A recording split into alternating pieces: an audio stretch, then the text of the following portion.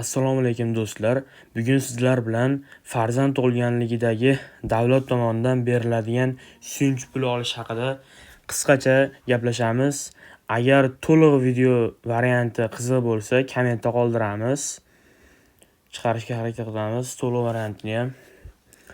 Birinchi navbatda olish uchun kerak bo'ladigan narsalar: g'azni ilovasi, pasport kerak bo'ladi, ota yoki onaniki, nikoh tuzilganligini qayd etuvchi guvohnoma va farzand tug'ilganligini qayd etuvchi metrika kerak bo'ladi va asosiysi sizning plastik kartangiz kerak bo'ladi.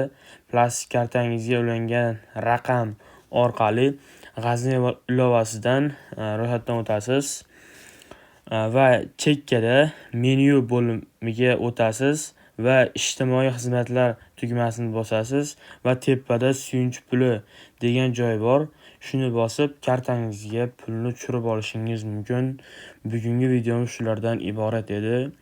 Video yoqqan bo'lsa, bitta kommentariya qoldirish, kanalimizga obuna bo'lish va bitta like bosib qo'yish esdan chiqmasin. Biz 1000 ta obunachi bo'lishga juda katta harakat qilyapmiz.